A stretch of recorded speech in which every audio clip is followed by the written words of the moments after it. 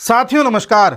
साथियों आजकल Epstein file काफ़ी चर्चा में है और लोगों को लग रहा है कि इसके बाद बड़े बड़े नेताओं के खुलासे हो जाएंगे, कईयों की गद्दी छिन जाएगी और न जाने कितना बड़ा भूचाल आ जाएगा।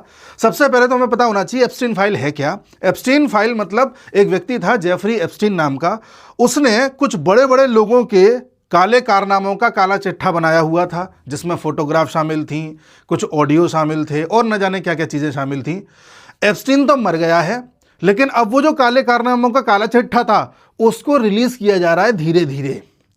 और इसका जो पहला चरण है 19 दिसंबर को रिलीज किया गया था, जिसमें कुछ बड़े बड़े इन्फ्लुएंसर्स की जितने भी बड़े बड़े नेता लोग हैं, बिलियनियर्स हैं, उनकी कुछ फोटोग्राफ सामने आई हैं, जिसके बाद उनकी इज्जत थोड़ी सी घट गई है लोगों की नज़रों में। लेकिन चर्चा अभी इस बात पर नहीं हो रही है कि ये एप्स्टीन कौन था। हर कोई ये जिक्र कर रहा है कि इस फाइल्स में देखो ऐसी फोटो आ गई है, डोनाल्ड ट्रंप की ऐसी फोटो है, बिल गेट्स की ऐसी फोटो है। ठीक है, वो चलो उस पर चर्चा करेंगे। एप्स्टीन एक यहूदी था। कौन? यहूदी, ज्यू। और आप जानकर के हैरान होंगे, एप्स्टीन का जो पूरा जीवन रहा है 1974 से लेकर के 2019 तक, जो इसने बड़े बड़े कारनामे किए हैं, ये सारे कारनामे बड़े ही खतरनाक टाइप के हैं और एक सस्पेंस पैदा करते हैं। यकीन नहीं होता कि एक आम आदमी के साथ ऐसा हो सकता है। अर्थात क्या एप्स्टीन एक मोसाद का एजेंट था, इजराइल का एजेंट था, जो अमेरिका में इस तरह की गोटियां बिठा रहा था जिससे कि समय आने पर अमेरिका को अपने हिसाब से चलवाया जा सके? जी, आप कहेंगे अरे इजराइल और अमेरिका को चला ले। हो रहा है ऐसा। आपको पहले मैं कुछ तथ्य दिखाता हूं, उसके बाद में जेफरी की बात करूंगा और उसके बाद उन फोटोग्राफ्स की चर्चा करेंगे जो इस समय वायरल हैं। देखिए, पूरी दुनिया में जो ज्यूइश बिलियनियर्स हैं, यहूदी लोग जो इजराइल में बसते हैं, वो पूरी दुनिया में कहीं कहीं फैले हुए हैं। तो उसमें जो बिलियनियर्स हैं वो सबसे ज़्यादा यूएस में रहते हैं, 160 बिलियनियर्स। अब तो और ज़्यादा बढ़ गए होंगे, ये 2 साल पुराना मैप है। इतने तो इजराइल में नहीं रहते। इजराइल में भी आप देखोगे तो केवल 39 है। अमेरिका की बड़ी बड़ी कंपनीज के सीईओ और मालिक यहूदी हैं। अगर ये सब यहूदी चाह लें कि हमें अमेरिका में बॉयकॉट करना है, तो रातों रात अमेरिका की जितनी भी ये कंपनीज चल रही हैं, इकोनॉमी है, सब ठप्प पड़ जाएगी। इसलिए अमेरिका को इजराइल को खुश करके रखना पड़ता है। आइए देखते हैं वो कौन कौन सी कंपनीज हैं। देखिए, मैं कुछ कंपनीज के नाम लूंगा, आप समझ जाएंगे, है ना। गूगल के फाउंडर और को फाउंडर दोनों यहूदी हैं, गूगल के। उसके बाद फेसबुक मेटा के मार्क जकरबर्ग यहूदी हैं। माइक्रोसॉफ्ट के पॉल एलन जो को फाउंडर हैं, वो यहूदी हैं, माइक्रोसॉफ्ट के को फाउंडर। ओरेकल के को फाउंडर यहूदी हैं। इंटेल को फाउंडर और फॉर्मर सीईओ एंडी ग्रोव यहूदी हैं। इंटेल सबने नाम सुना है। डेल, माइकल डेल यहूदी हैं। एनवीडिया, जो इनको कंफ्यूज किया जाता है यहूदी के तौर पर, लेकिन स्पष्ट नहीं है। पेपाल, जैसे हम यूपीआई चलाते हैं, पेटीएम वगैरह, उस तरह से इनके को फाउंडर यहूदी हैं। लिंक्डइन यहूदी हैं। ड्रॉपबॉक्स यहूदी। ये सब नाम आपने सुने होंगे। उसके अलावा फाइनेंस, बैंकिंग और अच्छा, इसमें चैट जीपीटी के जो सैम ऑल्टमैन हैं वो भी यहूदी हैं, चैट जीपीटी के फाउंडर। अब आप बताइए, सोचो, ये सब के सब मिलकर सोच लें कि अब हमें कुछ करना ही नहीं है, हम जा रहे हैं अपने देश वापस। और यहूदियों में एकता बहुत होती है और यहूदी बहुत ज़्यादा इंटेलिजेंट होते हैं। आप याद कीजिए, आइंस्टीन यहूदी थे। और जब आप फर्स्ट वर्ल्ड वॉर की बात करें तो अंग्रेज़ों को यहूदियों का साथ चाहिए था, क्योंकि अंग्रेज़ों को पता था कि अगर यहूदियों का साथ मिल गया तो हम इंटेलिजेंस के मामले में डोमिनेट करेंगे और फर्स्ट वर्ल्ड वॉर जीतने में आसानी रहेगी। सेम यहूदियों का साथ अंग्रेज़ों को सेकंड वर्ल्ड वॉर में भी चाहिए था। इसलिए यहूदियों को इजराइल जैसा देश बसाने के लिए ज़मीन दी गई थी कि हम आपको ज़मीन दे देंगे, आप बस हमारा साथ दो। वो हम जिक्र कर चुके हैं कभी। तो दोनों वर्ल्ड वॉर में ज़रूरत थी यहूदियों की। देखिए, फाइनेंस बैंकिंग की बात करूं तो गोल्डमैन सैक्स, इसके मार्कस गोल्डमैन फाउंडर यहूदी हैं। लेमन ब्रदर यहूदी हैं। ब्लैक रॉक यहूदी। ब्लूमबर्ग सबने सुना होगा, जो रिपोर्ट निकालता रहता है, यहूदी। ठीक है। अब ये सिटी ग्रुप है, किसने सुना हो ना सुना हो, लेकिन ये भी यहूदी बैकग्राउंड से आते हैं। मीडिया की बात करें, वार्नर ब्रोस, आप खुद देख लीजिए, इनके फाउंडर्स यहूदी। पैरामाउंट पिक्चर्स, हो सकता है ये किसी ने ना सुना हो, मैं ऐसी चीज़ों के नाम ले रहा हूँ जनरली जो हम सब ने सुनी होती हैं। ड्रीम वर्क्स शायद ना सुना हो, CBS लोगों ने ना सुना हो, कॉमकास्ट शायद ना सुना हो, लेकिन सुना हो तो अच्छी बात है। रिटेल, फैशन और कंज्यूमर ब्रांड्स की बात करें तो लेवाइस के फाउंडर यहूदी हैं। ठीक है जी, ये किसी ने नहीं सुना होगा, ये भी नहीं सुना होगा, द गैप भी नहीं सुना होगा, स्टारबक्स सुना होगा। स्टारबक्स के जो फॉर्मर CEO हैं वो भी यहूदी हैं। अब आप समझ रहे हैं कि अमेरिका इजराइल के इशारों पर कई बार क्यों चलता हुआ दिखाई देता है। और भी है क्या, लिस्ट है। फार्मास्यूटिकल्स की बात करें तो ताबा इनके हैं, सोलोमन यहूदी हैं, फाइज़र यहूदी हैं। ऑटोमोटिव्स की बात करें, मैन्युफैक्चरिंग की बात करें तो कुछ टेस्ला और GM के जो फाउंडर्स हैं इनको भी यहूदी बता दिया जाता है, पर ये यहूदी नहीं है, जैसे इलॉन मस्क यहूदी नहीं है। ठीक है, अब बात करते हैं इन जनाब की जो बड़ी चर्चा में हैं। इनकी पूरी एप्स्टीन फाइल इस समय ट्रेंड कर रही है वर्ल्ड में। अच्छा, आज खबर आई है कि एप्स्टीन फाइल्स में से कुछ फोटोग्राफ्स डिलीट कर दी गई हैं, करीब 16, जो डोनाल्ड ट्रंप से संबंधित थी। तो बताया जा रहा है शायद डोनाल्ड ट्रंप ने करवाई हो, अब वो पता नहीं। ठीक है, तो साहब हुआ क्या है, हुआ ये है, जेफरी एप्स्टीन की जो फाइल्स हैं उनको डिपार्टमेंट ऑफ जस्टिस ने ओपन कर दिया है और इनको कई सीरीज़ में लाया जाएगा, एक के बाद एक आती रहेंगी। पहली 19 तारीख को आ गई है। और इन फाइल्स में ऐसे क्या खुलासे हैं और एक आदमी इतना ज़्यादा पावरफुल कैसे हो गया कि जिसके साथ डोनाल्ड ट्रंप भी फ़ोटो खिंचा रहे हैं, जिनके साथ बिल गेट्स भी फ़ोटो खिंचा रहे हैं, जिनके साथ माइकल जैक्सन भी फ़ोटो खिंचा रहे हैं, यह आदमी इतना प्रभावशाली कैसे हो गया। अब हम उस पर बात करेंगे। ठीक है जी, देखिए एप्स्टीन जी, अब आपकी चर्चा करते हैं। एक मैंने पूरा सीरीज़ तैयार करी है जिससे कि आपको आसानी से समझाया जा सके। देखिए, कभी भी हम कोई चीज़ डिस्कस करते हैं, मैं आपको एज अ फ्रेंड समझा रहा हूँ, कभी भी कोई वीडियो आप देखते हो या सीरीज़ हम डिस्कस करते हैं तो हमेशा उसे इस तरह से क्रोनोलॉजी में लिख लिया करें। और जब भी कोई चर्चा कर रहा हो, जैसे मैं कर रहा हूँ, तो कोशिश करो आपको ये याद होता जाए, क्योंकि जितनी इन्फॉर्मेशन याद रहती है ना, उतना ज़्यादा इन्फॉर्मेशन को पढ़ने में और आगे जा करके कलेक्ट करने में मज़ा आता है। और हम भूलते रहेंगे तो फिर मज़ा नहीं आता। ठीक है, देखो साहब, 1974 में जेफरी एप्स्टीन नाम का एक लड़का, 21 साल का लड़का, एक स्कूल में नौकरी मांगने जाता है टीचर की। इसने स्कूल में यह बोला, जो वहां के प्रिंसिपल थे, कि मेरे पास कोई डिग्री नहीं है और मेरे पास कोई टीचिंग का एक्सपीरियंस भी नहीं है, बट मैं नौकरी करना चाहता हूं, टीचर बनना चाहता हूं। ठीक है जी, ये जो स्कूल था ये था डेल्टन स्कूल, और इसको डिग्री न होने पर भी, एक्सपीरियंस न होने पर भी नौकरी दे दी जाती है। वहां के प्रिंसिपल कहते हैं ठीक है चलो हम तुम्हें नौकरी देते हैं। यह पहला पॉइंट है जिस पर शक होता है। ऐसे ही किसी को नौकरी कोई क्यों दे देगा, पहला पॉइंट। तो जिन जिन पॉइंट्स पर हमें शक हो रहा होगा हम उस पर गोला मार लेंगे। ये वो पॉइंट है जहां पर शक होता है कि इसे नौकरी मिल कैसे गई। ठीक है, शक क्यों कर रहे हैं, क्योंकि जब हम पॉइंट्स को कलेक्ट करेंगे तब पता चलेगा कि ये आदमी नॉर्मल नहीं था, ये एजेंट था, या तो मोसाद का था, इजराइल का था, या 1% ऐसा भी लगता है कि रशिया का एजेंट ना हो, इजराइल का होने के ज़्यादा चांसेस है। ठीक है, ये नौकरी कर रहा था, करते करते इसने क्या किया, टीचिंग के बजाय ये बच्चों में इंटरेस्ट ज़्यादा लेने लगा, वहाँ की लड़कियों में, उनके साथ पार्टीज कर रहा है, उनके साथ एंटरटेनमेंट कर रहा है, अलग अलग प्रकार की क्रियाएं कर रहा है। जिसके बाद स्कूल के डिपार्टमेंट ने यह तय किया कि इनको अब स्कूल से बाहर कर दिया जाएगा। इनको स्कूल से बाहर कर दिया गया। लेकिन इस बीच क्या होता था कि पेरेंट टीचर मीटिंग होती थी तो कईयों के पेरेंट्स आते थे। उन्हीं में से एक पेरेंट आते थे जिनका नाम था एलन ग्रीनबर्ग। ये इन्वेस्टमेंट बैंक में बड़े पद पर थे। तो ये व्यक्ति इससे ज़्यादा प्रभावित हो गए थे। किससे? एप्स्टीन से। तो जब नौकरी से निकाल दिया गया था 1976 में, तब एलन ग्रीनबर्ग ने कहा कि एप्स्टीन तुम चिंता मत करो, तुम्हें मैं अपने यहाँ नौकरी पर रखता हूँ, तुम्हें अपनी इन्वेस्टमेंट बैंक में एग्जीक्यूटिव के पद पर रखता हूँ। तो स्कूल से निकले, इन्वेस्टमेंट बैंक में पद पर पहुँच गए। हो सकता है इनको इम्प्रेस कर लिया हो, रख लिया। धीरे धीरे इन्वेस्टमेंट बैंक में काम किया और 4 साल के अंदर अंदर यही एप्स्टीन इसी बैंक में लिमिटेड पार्टनर बन गया। ठीक है साहब। लेकिन कुछ नियम कायदे कानूनों का उल्लंघन इन्होंने किया, जिसके चलते 1981 में यूएस सिक्योरिटी एक्ट के रेगुलेशन डी के तहत इसको यहां से बाहर कर दिया गया। यानी कि यहां भी बाहर हो गया क्योंकि कुछ नियम का पालन नहीं हो रहा था। अब एप्स्टीन हो गए बिल्कुल बेरोजगार, लेकिन एप्स्टीन अब तक पैसा कमा चुके हैं इन्वेस्टमेंट बैंक में काम करके। इसके बाद एप्स्टीन ने खुद की अपनी कंपनी बना ली 1981 के आसपास। इतना आपके दिमाग में बैठ गया? पहले टीचर था, फिर इन्वेस्टमेंट बैंक में काम किया, वहाँ से निकाल दिया गया, फिर अपनी कंपनी बना ली छोटी सी। ठीक, अब आगे बढ़ते हैं। फिर ये लंदन चला गया। सवाल ये उठता है लंदन क्यों गया, और एकदम से जाके वहां पर एक तस्कर से क्यों मिलता है जो तस्करी करता था?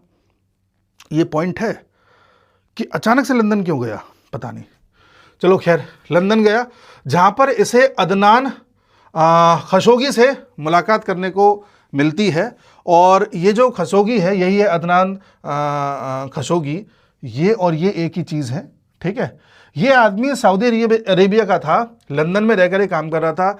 ये आर्म्स की डीलिंग करता था और ये व्यक्ति आर्म्स की तस्करी करता था एक तरीके से। और इजराइल, ईरान और यूएस के बीच में एक तरीके से एक ब्रिज का काम करता था। एक दलाल के टाइप का था ये, जो तीनों देशों में एक ब्रिज के तौर पर काम कर रहा था। ये इजराइल से ईरान आर्म्स की तस्करी कराता था और इजराइल से इराक आर्म्स की तस्करी कराता था यूएस के कहने पर। शायद कुछ ऐसा चल रहा होगा कि इराक और ईरान को हथियार पहुंचाओ पहले और फिर उनको इजराइल से लड़वाओ, या बाकी देशों से लड़वाओ, या आपस में लड़वाओ। क्या था क्या नहीं था नहीं पता, लेकिन ये आदमी यूएस से भी जुड़ा हुआ था, इजराइल से भी जुड़ा हुआ था, ईरान से भी जुड़ा हुआ था। और इस आदमी से जाकर के मिलता है हमारा एप्स्टीन। जाने क्यों? अच्छा, एप्स्टीन जब इससे मिलता है तो ये इतना ज़्यादा प्रभावित हो जाता है उससे कि एप्स्टीन को अपना वेल्थ मैनेजर या फाइनेंस मैनेजर बना देता है। अब बताइए, इसने उसे अपना मैनेजर बना लिया, फाइनेंस मैनेजर वो भी। ये दूसरा पॉइंट है जहां पर हमें डाउट होता है कि इस आदमी को इतना क्या इंटरेस्ट आ गया उसमें कि अपने इस गोरख धंधे का वेल्थ मैनेजर बना दिया। और ये आदमी भी इजराइल यूएस से जुड़ा हुआ है और एप्स्टीन भी जाहिर सी बात है हमें लग रहा है कि इजराइल से जुड़ा होगा और यूएस का तो वो काम कर ही रहा था। अचानक से वेल्थ मैनेजर बना देना एक शक पैदा करता है। इसी बीच क्या होता है, लंदन में ही ये पाया जाता है कि ये एप्स्टीन के पास एक फेक ऑस्ट्रियन पासपोर्ट भी है। फेक नाम से है, एप्स्टीन नाम से नहीं है, किसी दूसरे नाम से है। और जब ये पकड़ा गया, मतलब कई जगह जब ये बात खुल गई कि इसके पास फेक पासपोर्ट है, तब इसने एक बात कही इन लोगों से कि मैं एक सीआईए का एजेंट हूं जो सीआईए का वेल्थ मैनेजमेंट करता है। सीआईए अमेरिका की खुफिया एजेंसी। जब उसने कहा कि मैं सीआईए का एजेंट हूं तो कुछ लोगों को लगा कि यार हो भी सकता है, यार जिस हिसाब से ये आदमी होशियार है, जिस हिसाब से चीज़ें कर पा रहा है, हो सकता हो। तब इससे प्रभावित होकर के इसको एक व्यक्ति और मिलता है जिसका नाम था स्टीवन हॉफनबर्ग। ये आदमी एक्चुअल में टावर फाइनेंशियल कॉरपोरेशन कंपनी में काम करता था, एक तरीके से बड़े पद पे था। ये आदमी जेफरी एप्स्टीन को लेकर के ब्रिटिश इंटेलिजेंस एजेंसी में चला जाता है और वहां पर एक अधिकारी से मिलवाता है, कहता है कि सीआईए के एजेंट है। उस अधिकारी की ब्रिटिश इंटेलिजेंस एजेंसी के अधिकारी की एप्स्टीन से पता नहीं ऐसी क्या बात होती है कि वो अधिकारी एप्स्टीन को कोई काम सौंप देता है। तो एक टाइम ऐसा भी आया था जब एप्स्टीन ने ब्रिटिश इंटेलिजेंस एजेंसी के लिए भी काम किया था। फिर हैरान कर देने वाली बात आती है, इतने बड़े बड़े पॉइंट्स पर इसको जिम्मेदारियां दी जा रही हैं, एक आम आदमी को तो नहीं दी जा सकती। एक आम आदमी क्या, बहुत खास आदमी को नहीं दी जा सकती। आप समझ रहे हैं ना बात को? स्कूल में काम करता था, निकाल दिया गया, एक इन्वेस्टमेंट बैंक में काम किया, फिर अपनी कंपनी बना ली। उस कंपनी का कोई मतलब नहीं था। लंदन आ गया, लंदन में आकर के आर्म्स का जो तस्करी करता था उससे मिला, उसका मैनेजर बन गया। धीरे धीरे पता चला कि इसने अफवाह उड़ा दी कि मैं सीआईए का एजेंट हूँ। तो उसके बाद इसे फिर ब्रिटिश इंटेलिजेंस एजेंसी के अधिकारी से मिलवा दिया गया, जिसने भी इसको काम सौंप दिया। जाने क्या काम कर रहा था, ये बात कहीं नहीं लिखी हुई है। ठीक है साहब। फिर लेट 80s में, ये 1987 की बात है, जब इसे ये Steven Hoffenberg Tower Financial Corporation company का कंसल्टेंट बना देता है। और ये कंपनी बड़े स्तर पर एक पैसे का वो कर रही थी, आदान प्रदान। जैसे चिट फंड कंपनी होती है ना, बड़े स्तर पर पैसा लिया फिर उसको जैसे शेयर मार्केट में जैसे होता है उस तरह से काम करती थी। और 1993 में इस कंपनी ने पता नहीं क्या ऐसा घपला घोटाला किया जिससे यूएस में बड़े स्तर पर लोगों के पैसे डूब गए और लगभग $450 मिलियन का यूएस में क्राइसिस आ गया था इस कंपनी के कुछ गड़बड़ घोटाले के चलते। इसके बाद इस कंपनी को जब्त कर लिया गया। लेकिन आप जानकर के हैरान होंगे, इससे पहले कि ये क्राइसिस आता यूएस में, जेफरी एप्स्टीन ने ये कंपनी ही छोड़ दी थी। यानी जब जेफरी एप्स्टीन को पता था कि ये कंपनी कुछ घोटाला करने वाली है, फिर शक पैदा होता है। तो ये आदमी ऐसा नहीं लगता कुछ ज्यादा ही तगड़ा इंटेलिजेंस अपने पास रखता है। आगे देखिए, फिर लेट 80s में ही तभी उसी वक्त जिस समय ये कंपनी ज्वाइन करी थी, उसी वक्त इसकी मुलाकात होती है लीजली वैक्सनर से। लीजली वैक्सनर, अब ये एक दूसरा करेक्टर है, इसको भी देखो। चलो मैं बताता हूं। ये उस समय सीईओ था विक्टोरिया सीक्रेट का। विक्टोरिया सीक्रेट एक तरीके से लॉन्जरी ब्रांड है और बड़े स्तर पर ये पहले फैशन के शोज़ भी कराती थी, इनरवियर्स भी इसके आते थे और बहुत फेमस है पूरी दुनिया में। उसका सीईओ था और साथ ही इसकी अपनी भी एक कंपनी थी वैक्सनर फाउंडेशन, जिसका ये मालिक था। कौन? लीजली वैक्सनर। अब एक चीज़ और देखो, लीजली को लेक्स वैक्सनर भी बोलते हैं। ये लीजली वैक्सनर से जब लेट 80s में मिला था एप्स्टीन, तब वैक्सनर के, ध्यान से देखना यहां पे लिखा है, वैक्सनर के फाइनेंशियल एडवाइजर हेरोल्ड लेविन ने वैक्सनर से कहा था कि ये जो एप्स्टीन है ये मुझे कुछ ठीक आदमी नहीं लग रहा है, आप इससे दूरी रहना। बावजूद इसके वैक्सनर ने अपने फाइनेंशियल एडवाइजर की बात को नकार दिया, इग्नोर कर दिया और एप्स्टीन से दोस्ती कर ली और उसके साथ धीरे धीरे व्यापार को आगे बढ़ाने लगा और इस लेवल की दोस्ती कर ली कि उसे अपनी कंपनी वैक्सनर फाउंडेशन का डायरेक्टर बना दिया 1995 में। यह एक और बात है जो हैरान करती है। लीजली वैक्सनर का फाइनेंशियल एडवाइजर मना कर रहा है कि तुम इससे दूर रहो, एप्स्टीन से ठीक आदमी नहीं लग रहा। बावजूद उसके वैक्सनर उसके करीब जाता है, उसे 1993 में अपनी कंपनी में रखता है और 1995 में डायरेक्टर बना देता है। और ये एप्स्टीन इस कंपनी से 2007 तक जुड़ा रहा। अब फिर देखिए हैरानी की बात, बड़े बड़े पॉइंट्स पर जाकर के लोग इसे उठा रहे हैं। अब क्या होता है, खेल स्टार्ट होता है यहां से। ये जो विक्टोरिया सीक्रेट है, ये फैशन शोज कराता था और यहीं से इस एप्स्टीन ने लड़कियों से संपर्क साधना स्टार्ट किया। ये वो पॉइंट था जहां से लड़कियां मिलने लगी, दिखने लगी, संपर्क होने लगा। इसने लड़कियों से बात करना स्टार्ट किया, कम उम्र की लड़कियों को फंसाना स्टार्ट किया, धीरे धीरे उनके साथ असॉल्ट स्टार्ट किया, छेड़छाड़। और तब जाकर के पहली बार 1996 में इसके ऊपर एक केस हुआ था। एक लड़की ने केस कर दिया था कि मेरे साथ छेड़छाड़ की गई है। वो अच्छा प्रभावशाली इतना था, वो केस वहीं की वहीं दब गया, कोई फर्क नहीं पड़ा इसे। इसके बाद इसकी एक महिला मित्र बनी। इस महिला मित्र का नाम था घिस्लीन मैक्सवेल। ये घिस्लीन मैक्सवेल और ये एप्स्टीन ने दोनों ने मिलकर के एक आइलैंड खरीदा, लिटिल सेंट जॉन्स आइलैंड, जो कैरिबियन आइलैंड्स में से एक छोटा सा आइलैंड है। और ये देखिए, ये छोटा सा आइलैंड इसने खरीदा। इस पूरे आइलैंड को ऐसा बना दिया एकदम पार्टी करने लायक, मजे करने लायक। पूरे आइलैंड में बड़ी रहने की व्यवस्था है, स्विमिंग पूल है, एक तरीके से आप समुद्र किनारे बैठना चाहें तो वहाँ पे व्यवस्था है, सारा कुछ एकदम वीआईपी कर दिया। और इस पूरे आइलैंड में वायरिंग कर दी। वायरिंग के तहत कहीं कहीं कैमरे छुपा दिए, कहीं कहीं माइक्रोफोन छुपा दिया, जिससे कि हर एक चप्पे की, हर एक कोने की जानकारी इसे मिलती रहे।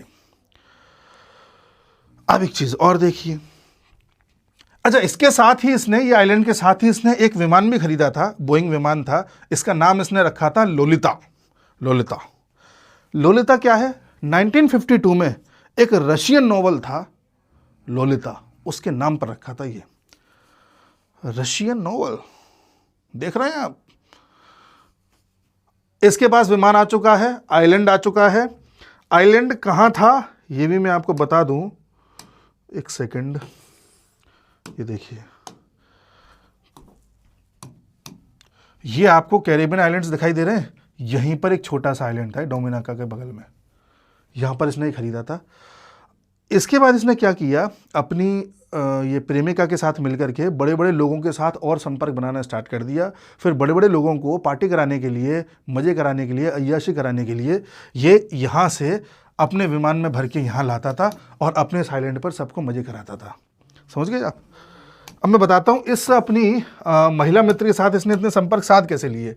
इसकी जो ये महिला मित्र थी, इस महिला मित्र का जो पिताजी था, रॉबर्ट मैक्सवेल शायद उसका नाम था, वो पिताजी ब्रिटेन में सांसद रह चुका था और बाद में वो उसकी सांसदी चली गई थी, लेकिन इतना प्रभावशाली था कि उसके मरने के बाद भी उसके नाम से इसने कई बड़े बड़े लोगों के साथ अपना संपर्क साधा, उठना बैठना साधा और उन लोगों के साथ एप्स्टीन को भी मिलवाया। और वहीं से एप्स्टीन बड़े बड़े पॉलिटिशियंस से मिलने लगा, बड़े बड़े बिलियनियर से मिलने लगा और सबको ये विश्वास दिलाने लगा कि देखो भाई मैं तो ऐसे ही मज़े करता हूँ, सारी सुविधाएं देता हूँ, किसी को अगर आना हो तो मेरे साथ आ सकता है। वहीं से लोग इसके साथ आने लगे और ये कल्ट बन गया, एक प्रभावशाली नाम बन गया यूरोप के कुछ देशों में और यूएस में। और लोग इसके साथ जाने को, इसके साथ एंजॉय करने को, इसके साथ पार्टी करने को एक सेंस ऑफ ग्लैमर मानने लगे, एक सेंस ऑफ प्राइड मानने लगे। उन लोगों को ये लगने लगा कि अगर हमने ये नहीं किया तो फिर क्या किया। जैसे आजकल लोगों के पास आईफोन 17 प्रो मैक्स हो अगर, तो उन्हें लगता है कि कुछ हाँ उपलब्धि है। उसी प्रकार से बॉलीवुड में देखो, अगर कोई करण जौहर की पार्टी में चला जाए तो उसको लगता है कि हाँ मैं कुछ हूँ। लोग करण जौहर की पार्टी में जाएं तो एक फ़ोटो खिंचा करके डालना पसंद करते हैं, तो हम करण जौहर की पार्टी में आए हैं। बड़े बड़ी जगहों पर होती है पार्टीज़, बड़ी बड़ी कंपनीज में भी होती हैं। तो उस तरह से ये कल्ट बन गया, लोग इसके साथ आकर के पार्टी करने लगे। अब जब पार्टी करने लगे तो धीरे धीरे फिर ये हुआ कि लोगों ने फोटोग्राफ्स भी खिंचा लिए। उनको विश्वास था इसके ऊपर। कई बार लोगों ने फोटोग्राफ इसलिए खिंचवाए ताकि अपने दोस्तों को दिखा सकें, और कई बार फोटोग्राफ इसके खुफिया कैमरा ने खींचे।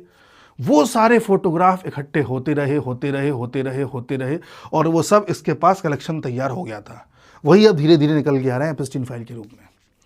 अब आगे देखिए साहब, जब ये अपने इस पूरे आइलैंड पर लोगों को अय्याशी कराने लगा तो ये आइलैंड पर करता अय्याशी होती कैसे थी? क्या शराब पीने से? ना, ये यूरोप से लड़कियों को यहाँ पर तस्करी करवाता था, और ऐसी लड़कियाँ जो नाबालिग हैं, 18 साल से कम हैं। कैसे करवाएगा? किसी तरह से अपनी प्रेमिका से कहेगा कि तुम कुछ लड़कियों को लेकर के आओ। किसी तरह से यहाँ पर जो गरीब लड़कियाँ हैं जिनको काम नहीं मिल रहा, जो बहुत हम्बल बैकग्राउंड से आती हैं, तो उनको काम के लालच में लेकर के आएगा। फिर उनसे बोलेगा तुम यहाँ आओ, बड़े बड़े लोगों से तुम्हारा उठना बैठना करवाऊंगा, तुम्हें नौकरी मिलेगी, ऐसा वैसा। जब उठना बैठना होगा तो उन लड़कियों के साथ ना जाने क्या क्या होगा। आज भी देखिए बॉलीवुड में कई ऐसी लड़कियाँ जो एक्ट्रेस बनने के तौर पर जाती हैं तो उनके साथ न जाने क्या क्या होता है। ऐसी कई खबरें आती हैं, खुलेआम तो किसी का नाम सामने नहीं आता, लेकिन हम सब जानते हैं कि ऐसा होता है। ऐसा ही यहाँ होने लगा। जब कोई एक लड़की आ गई, उसके साथ ऐसा हो गया, उसे कुछ पैसे भी दे दिए गए, तो फिर उससे बोला गया कि तुम भी एक लड़की और लेकर के आओ, उसका तुम्हें इंसेंटिव दिया जाएगा। वो और लेकर के आने लगी। फिर इस प्रकार की नाबालिग लड़कियों का ये अड्डा बन गया जिनके साथ यहाँ पर छेड़छाड़ होती थी और सब कुछ होता था। इसी पूरे खेल में शराब, शबाब, अय्याशी सब चल रहा था, और ये इस चीज़ की पहचान बन गई थी कि इस आइलैंड पे तो कुछ भी करो कोई कुछ नहीं कहता। यूएस से आ रहे हैं, यूरोप से आ रहे हैं, फिर यूएस से डोनाल्ड ट्रंप भी आने लगे, बड़े बड़े बिल क्लिंटन आने लगे, माइकल जैक्सन को भी देखा गया। आप कहोगे ये तो बड़े बड़े लोग थे। ये बड़े बड़े लोग थे, बिलियनियर थे, पैसे वाले थे, लेकिन कोई डोनाल्ड ट्रंप उस समय राष्ट्रपति थोड़ी थे। बिल गेट्स उस समय पूरी दुनिया का सबसे अमीर आदमी थोड़ी था। उस समय ये सब ठीक है एक स्तर पे थे, लेकिन उसके बाद ये टॉप पे तो अब पहुंचे ना। इनको क्या पता होगा कि हम किसी दिन राष्ट्रपति बन जाएंगे तो ये बवाल हो जाएगा। इन्होंने सोचा होगा हम सब बिलियनियर हैं, ऐसे मौज मस्ती करो। विजय माल्या को देखो, ललित मोदी को देखो, उनकी फ़ोटो आजकल आ रही हैं इंस्टाग्राम पे, किस तरह से पार्टी कर रहे हैं लंदन में, किस तरह से मौज कर रहे हैं, पैसा उड़ा रहे हैं। इसी तरह से बिलियनियर्स उड़ाते हैं, अब उनमें से कुछ बड़े बन जाते हैं। ठीक है जी। अब साहब हुआ क्या, जब यहाँ पर लड़कियाँ आने लगी, छोटी छोटी लड़कियों को बहला करके उनके साथ अलग अलग हरकतें की जाने लगी, तो उनमें से कुछ लड़कियों ने कंप्लेंट करना स्टार्ट कर दिया। और पहली बार जब एक 14 साल की लड़की ने, उसके माँ बाप ने जाकर के कंप्लेंट करी कि भाई हमारी लड़की के साथ ऐसा ऐसा किया गया है, तब जाकर के 2005 में पहली बार इस एप्स्टीन के ऊपर पुलिस की इन्वेस्टिगेशन स्टार्ट हुई और 2006 में इसे अरेस्ट कर लिया गया। ठीक है साहब। अरेस्ट करने के साथ साथ फिर इस पर FBI की इन्वेस्टिगेशन बैठी 2006 में। इतना प्रभावशाली था, अरेस्ट होते ही छूट जाता था, अरेस्ट होते ही छूट जाता था। आगे देखिए, अगला पॉइंट आएगा जिस पर हमें डाउट होगा। 2007 में इस पूरे मामले पे कोर्ट ने फैसला दिया, जो वहाँ की फेडरल कोर्ट होती है, जैसे हमारे यहाँ मान लो एक सुप्रीम कोर्ट होती है जो पूरे देश की है मान लीजिए, और एक हाई कोर्ट होती है जो किसी प्रदेश की होती है। यूएस में क्या होता है, देश के स्तर पर जो कोर्ट होती है फेडरल कोर्ट, अगर उसने माफ़ कर दिया और अगर स्टेट वाली कोर्ट ने माफ़ नहीं किया तो आपको सज़ा हो जाएगी। तो वहाँ स्टेट के नियम अलग हैं, पूरे देश के नियम अलग हैं। तो आपको स्टेट की कोर्ट से भी बचना होगा, देश की कोर्ट से भी बचना होगा। तो होता यह है कि जो 2007 में जब पूरे देश की फेडरल कोर्ट में जब इसका केस चल रहा होता है, तो वहाँ पर पता नहीं क्या होता है, दोनों वकील आपस में बातचीत करके इस केस को वहीं के वहीं बंद कर देते हैं और इसको रिहा कर दिया जाता है, इसको पूरी तरह से छोड़ दिया जाता है। लेकिन 2008 में स्टेट वाली कोर्ट इसे छोड़ती नहीं है, वो चार्जेस इस पे लगा देती है और चार्जेस के तहत फिर इसे सजा सुनाई जाती है। सजा क्या सुनाई जाती है? 18 महीने की जेल। और जेल भी ऐसा नहीं कि जेल में ले जाकर के डालेंगे, जेल का मतलब हाउस अरेस्ट, इसको इसके घर में ही रखा जाएगा और अपने घर में ये रहेगा। लेकिन इसे 12 घंटे की छूट है, ये सुबह घर से बाहर जा सकता है, शाम को घर के अंदर आ सकता है। जा भी इसलिए सकता है काम के सिलसिले में, नौकरी वोकरी कुछ काम वाम करना हो तो काम के सिलसिले में जा सकता है, फिर शाम को इसे घर आना ही पड़ेगा। बड़ा अच्छा जेल है साहब, देख रहे हैं, यूएस का कानून इसके सामने झुका हुआ है। तो ये अगला पॉइंट है जिस पे हमें डाउट होता है, ये किस तरह की जेल है ये। ठीक है, आगे देखिए, 2009 में ये 18 महीने का जेल छूट जाती है इस पर। इसके बाद एक लड़की थी वर्जीनिया रॉबर्ट, उसके बाद 2009 में ये केस कर देती है इसके ऊपर और इसका केस लंबा चलता है। अच्छा, इस बीच क्या होता है, इंटरनेट पूरी दुनिया में छा जाता है, सोशल मीडिया साइट्स भी आ जाती हैं। यूएस में तो और तेजी से चल रही थी वो, फेसबुक वगैरह सब आ जाते हैं, तो इसका मामला गर्मा जाता है। यहाँ ये बहुत आसानी से नहीं बच पाता। 2009 से इसका वर्जीनिया का जो केस इस पे चलता रहता है, ये अगले 3, 4, 5 साल तक चलता ही रहता है। ये सिलसिले में कोर्ट के चक्कर काटता ही रहता है और फिर धीरे धीरे इसका केस दब जाता है। 2014 के आसपास रफा दफा हो जाता है। फिर 14 से 18 तक ये जो एप्स्टीन है ये ठंडे बस्ते में चला जाता है। 18 में ये वापस न्यूज़ में आता है, क्योंकि डोनाल्ड ट्रंप उस वक्त राष्ट्रपति थे, तो वो कोई जिक्र छेड़ देते हैं इसका, और उनका जो सेक्रेटरी था वो इसके साथ किसी संलिप्तता में पाया जाता है। तो वहाँ से ये फिर से चर्चा में आता है 2018 में, और फिर तेज़ी से यूएस में इसके बारे में बात फैलती है। और जब फैलती है तो मीडिया में दवाई नहीं दब पाती, क्योंकि इंटरनेट चरम सीमा पे था, सारी चीज़ें चरम सीमा पे थी। अब इसकी जुगाड़ पानी काम नहीं कर रही थी। जब इसकी जुगाड़ पानी सब फेल हो गई और ट्रंप को भी लगा होगा कि शायद ये मेरे लिए भी खतरा बन सकता है, तो 2019 में फाइनली इसको अरेस्ट कर लिया जाता है और वैसी जेल में डाल दिया जाता है जो यूएस में प्रॉपर जेल होती है। लेकिन ये बोला जाता है कि इसके साथ एक कैदी और भी रखा जाएगा। इसकी जेल के बाहर पहरेदारी लगातार होगी, हर 3 मिनट में कम से कम इसकी जेल के बाहर से गुजरना होगा पहरेदारों को, और कैमरे लगातार चालू रहेंगे जो इस पर नज़र रखेंगे। अगस्त 2019 की बात है, अचानक कैमरे बंद हो जाते हैं। अचानक इसका जो कैदी था, इसके बगल इसके साथ जो सोता था, उसको एक दिन पहले किसी दूसरी जेल में शिफ्ट कर दिया जाता है। कैमरे बंद हो जाते हैं और जो पहरेदार होते हैं उनको नींद लग जाती है और पाया जाता है कि ये मर गया। जब कैमरे दोबारा चालू हुए, जब सब लोग आए होंगे तो देखा कि ये मर गया, तो बोला जाता है कि इसने आत्महत्या कर ली। अब देख रहे हैं, बड़ी रोचक आत्महत्या है। एक दिन पहले इसका कैदी बाहर दूसरे जेल में पहुंचा दिया गया, कैमरे भी खराब हो गए, उनको भी नींद लग गई और ये भी आत्महत्या कर लेता है। ये अगला पॉइंट है जहां पर डाउट होता है। इसके बाद इसकी जो प्रेमिका थी मैक्सवेल, उस पर 2020 में केस ठोका जाता है, उस पर केस चलता है। 2021 में उसे दोषी मान लिया जाता है और 2022 में उसे 20 साल की सजा सुनाई जाती है कि इस तरह के पूरे रैकेट में तुम शामिल थी, इसलिए तुम्हें सजा सुनाई जाती है। हैरानी की बात यह है कि एप्स्टीन के साथ जो लोग जुड़े हुए थे, देखो एप्स्टीन के साथ जो लोग जुड़े हुए थे उनमें से ज़्यादातर मर गए। ये जो जुड़ी हुई थी ये जेल चली गई 20 साल के लिए। ये जो वैक्सनर है ये जिंदा है अभी, ठीक है। बाकी स्टीव हॉफनबर्ग मर गया है, ये अदनान खशोगी मर गया है और एलन ग्रीनबर्ग मर गया है, सब मर गए और ये खुद भी मर गया है। यानी कि जरूर कोई ना कोई मामला ऐसा था कि यूएस को, डोनाल्ड ट्रंप को ये लगा कि ये आदमी हमारे लिए ठीक नहीं रहेगा, तो वहां पर धीरे से निपटा दिया गया। जैसे रशिया में होता है कि आप पुतिन के खिलाफ कुछ बोल दें तो अचानक फिर आप छत से गिर जाते हैं, कभी आपको हार्ट अटैक आ जाता है, कभी कोई दवाई आपको रिएक्ट कर जाती है और आप अचानक मर जाते हैं। ऐसे ही कुछ यूएस में हुआ। अब साहब इसकी फाइल्स को खोला जा रहा है। खोला जब जा रहा है तो कुछ फोटोग्राफ सामने आ रहे हैं। उन फोटोग्राफ्स ने तहलका मचा दिया है। जैसे बिल क्लिंटन, अमेरिका के राष्ट्रपति, इनकी फ़ोटो, ये पता नहीं कौन है, एक लड़की के साथ है, लड़कियों के चेहरे ढके हुए हैं, ठीक है। उसी साथ ये देखो बिल क्लिंटन और ये एप्स्टीन, बिल क्लिंटन लड़की, बिल क्लिंटन यहाँ पड़े हुए हैं, बगल में लड़की पड़ी हुई है, ये बिल क्लिंटन है, बगल में लड़की है। डोनाल्ड ट्रंप भी इसके साथ देखे गए हैं। डोनाल्ड ट्रंप ने बोला भी है कि मेरा बहुत अच्छा दोस्त था। ये लड़की है। और देखिए डोनाल्ड ट्रंप की एक और फोटो, इवांका के, इनकी जो वाइफ है वो है। डोनाल्ड ट्रंप की एक और फोटो कुछ बच्चों के साथ और एप्स्टीन के साथ। ये बिल गेट्स हैं। बिल गेट्स ने तो ये फोटो ऐसा लग रहा है खिंचाई है दुनिया को ये दिखाने के लिए या अपने साथियों को दिखाने के लिए कि देखो मैं एप्स्टीन की पार्टीज में जाता था। ये बिल गेट्स, ये बिल गेट्स हैं, आप देख लीजिए। ये आपके माइकल जैक्सन एप्स्टीन के साथ, ठीक है जी। और ये पता नहीं कौन है। कुछ फोटोज ऐसी हैं जिनको पूरी तरह से उजागर नहीं किया है। जैसे ये कुछ डॉक्यूमेंट्स हैं, इसको ब्लैक कर दिया गया है, ये पूरी तरह से उजागर नहीं किया है, ठीक है। अब ये फोटोज़ हैं, इसमें कई चीज़ें ढक दी गई हैं, उजागर नहीं किया है, पता नहीं इनमें से क्या सच्चाई है। ये फोटोज़ है, इसमें काफ़ी कुछ ढक दिया गया है। तो कईयों का कहना ये है कि अभी आपने पूरी तरह से उजागर नहीं किया है, ये आधी चीज़ें खोलने का क्या मतलब है, सारे डॉक्यूमेंट्स खोलिए, सारी सच्चाई लेकर के आइए। कई लोगों का कहना है कि ये तो ट्रेलर है, अभी आप देखो आगे आगे क्या होता है। कई लोगों का कहना है कि कई देशों की सरकारें हिल जाएंगी। हमारे देश में भी लोग कह रहे थे कि 19 तारीख को मोदी की कुर्सी हिल जाएगी, राहुल गांधी प्राइम मिनिस्टर बन जाएंगे। भाई मोदी की कुर्सी क्यों हिलेगी? मोदी कौन से वहाँ जा रहे थे इनके आइलैंड पे? जो भी होगा, मगर आप ये जानिए कि दुनिया में जो जियोपॉलिटिक्स होती है वो बहुत सोच समझ के होती है।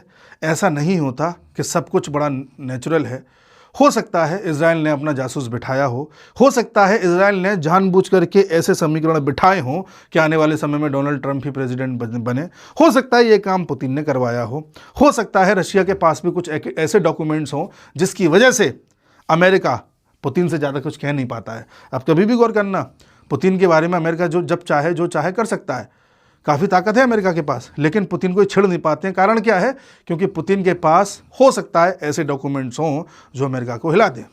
और इसीलिए जियोपॉलिटिक्स में ये चीज़ का बड़ा ध्यान रखा जाता है कि अभी किसकी सरकार है, आने वाले 10-20 साल में संभावित कौन कौन से चेहरे हैं जो यूएस के राष्ट्रपति बन सकते हैं, आने वाले 10-20 साल में पुतिन के बाद कौन कौन से चेहरे हैं जो रशिया के राष्ट्रपति बन सकते हैं। मोसाद, इजराइल जब भी गेम खेलता है तो कदम कदम पर ऐसी बिसात बिछाता है कि उसके अकॉर्डिंग ही खेल होता जाता है।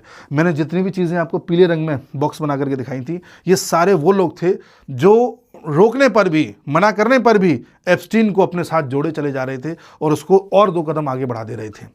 क्या ये लोग भी मोसाद के एजेंट थे? क्या ये लोग भी इजराइल के इशारे पे काम कर रहे थे? क्या इजराइल के पास इन लोगों की भी कोई खुफिया जानकारी थी जिससे इन्हें ब्लैकमेल किया जा रहा था? क्या था ऐसा? नहीं पता। लेकिन ये नेचुरल नहीं था। आज भी हो सकता है डोनाल्ड ट्रंप और बाकी लोगों के बारे में और कुछ पता हो दुनिया को। इस तरह से जियोपॉलिटिक्स चलती है बड़े बड़े देशों की। बिसात बिछाई जाती है, तैयार किया जाता है कि आज के 10 साल बाद इस देश के इस राष्ट्रपति से ये फैसला करवाना है, इसलिए आज से ही फील्डिंग सेट करना स्टार्ट कर दो। ये खेल होता है साहब। उम्मीद है मैं आपको एप्स्टीन फाइल समझा पाया हूँगा। उम्मीद है जेफरी एप्स्टीन के बारे में आपको बता पाया हूँगा। और उम्मीद है कि आप लोग समझ पाए होंगे कि दुनिया में जियोपॉलिटिक्स नॉर्मली नहीं होती है। इसमें से काफ़ी कुछ ऐसा है जो बिसात बिछाई जा चुकी है। अब आप देख लो रशिया यूक्रेन में जो हो रहा है, वो रशिया ने बिसात बिछाई है पूरे यूरोप को बर्बाद करने के लिए। आने वाले समय में पता चलेगा। देखते हैं, खैर जो भी है। मिलते हैं अगले वीडियो में, तब तक के लिए नमस्कार।